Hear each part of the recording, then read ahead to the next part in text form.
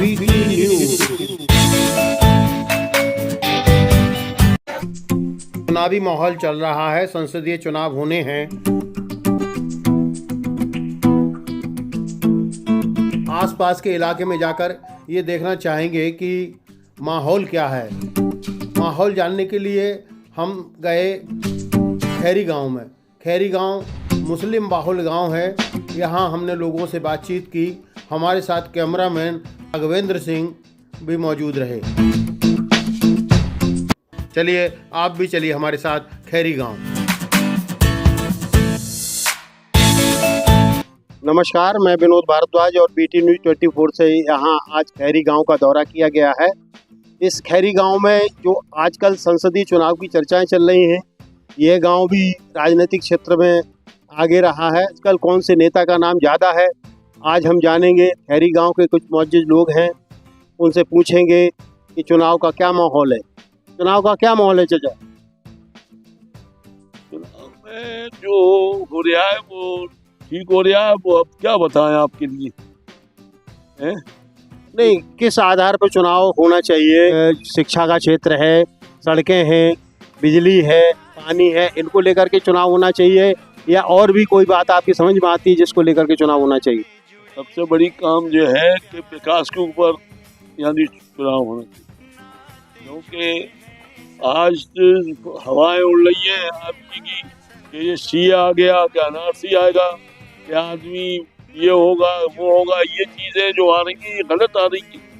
अगर चुनाव तो होने ही है, और चुनाव तो वोट दिए, मोदी को भी दिए और समाजवादी को भी दिए, कांग्रेस को भी दिए। CAA जो लागू किया गया है, इसमें आप क्या समझते हैं, क्या होना है इससे? इसमें समझ में ही कोई कुछ कह रहा है, वो कह रहे हैं कि यानी इसमें से निकाला जाएगा ना। इस बात को तो बीजेपी सरकार ये कह रही है कि किसी भी स्थानीय मुसलमान को कोई निकाला नहीं जाएगा, उनकी कोई सदस्यता खत्म नहीं होगी। लेकिन CAA के बारे में दुष्प्रचार किया गया है, इसलिए लोग भड़क रहे हैं। हाँ, बस यही बात है।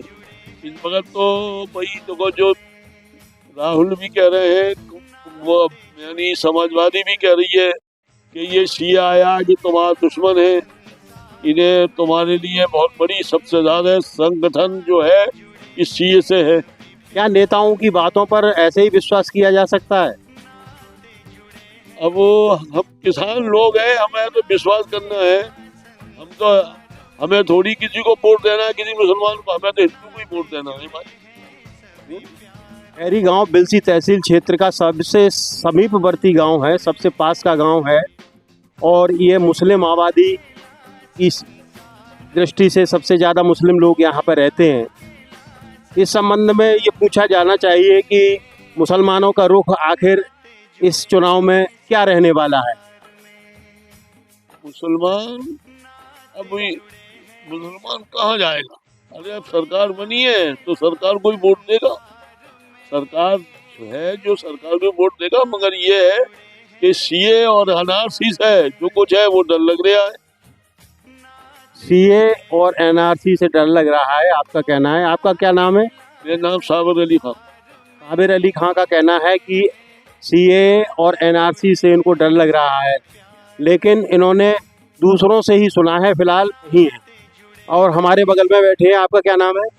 मेरा नाम आगा अली खान। आगा अली खान बुजुर्गवार हैं और खैरी के मौजूद लोगों में शामिल हैं।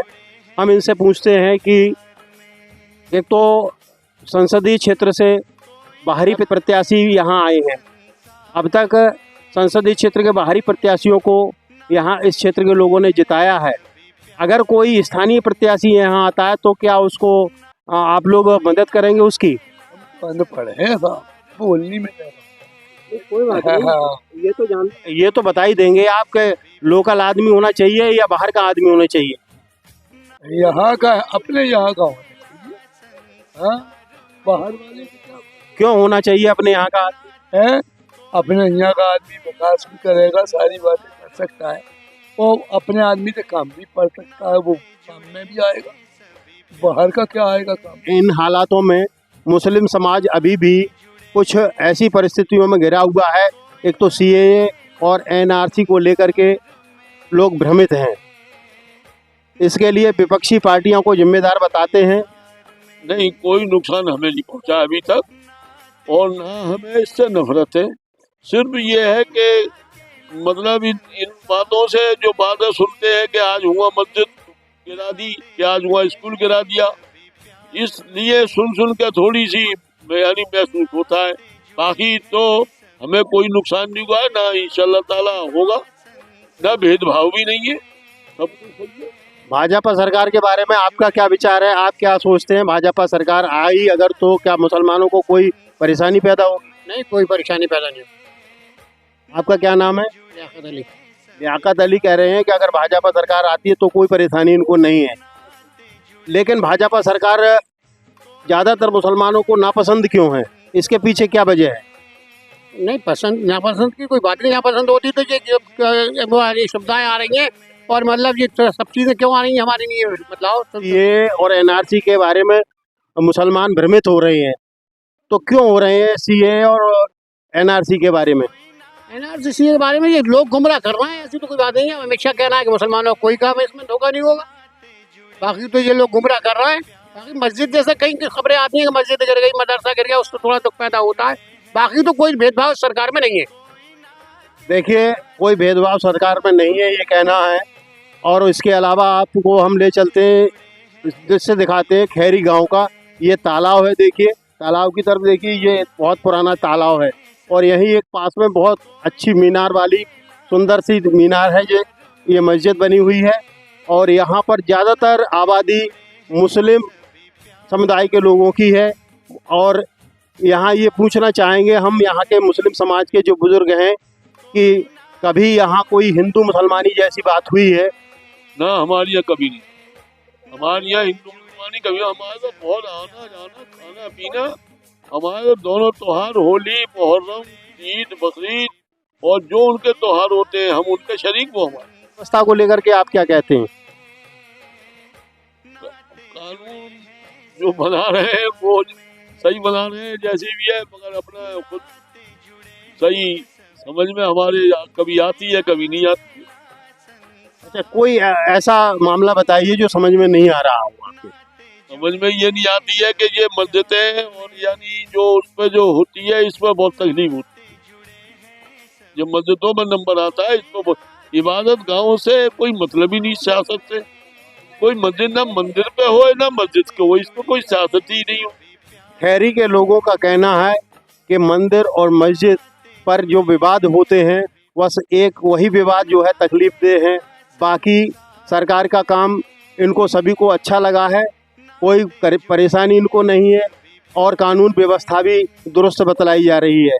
इन समाजवादी पार्टी ने यहाँ शिवपाल सिंह यादव को अपना प्रत्याशी बनाया है।